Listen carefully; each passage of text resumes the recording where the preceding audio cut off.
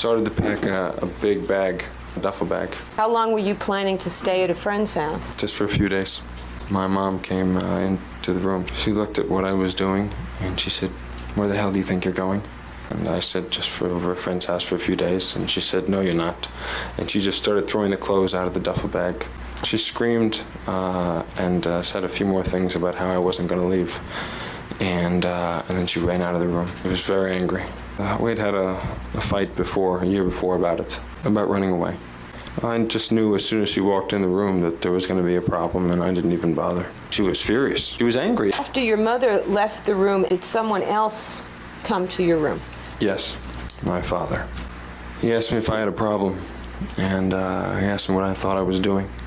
And he pushed me against the window, and I came up real close, and he said, "You planning on going somewhere?" He said that he was leaving that week, and that he would deal with me then, when he got back. I figured that it would mean he would punish me in some way, the way he always did. Were you still going to pack and go to a friend's house? No, you see, the state I was in at the time, I just didn't care. After my dad told me that I wasn't going to get away from him, in essence, instead of going to college, that I was going to have to stay at home several nights a week, I just didn't care.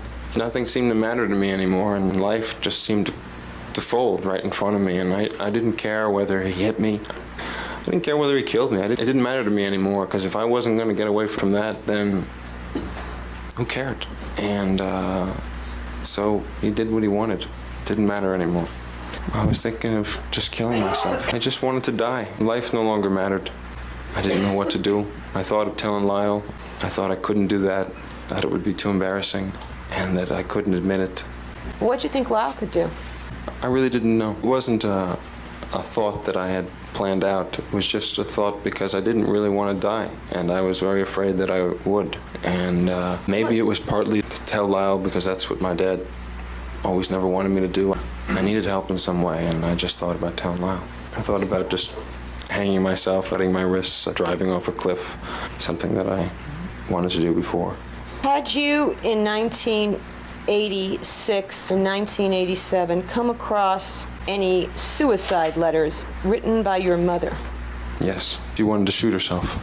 Did you come across any letter where she indicated she would sit in the bathtub with a razor in her hand and consider slitting her wrists? Yes. Did you picture yourself doing that after this confrontation with your parents? Yes, I had pictured it many times before.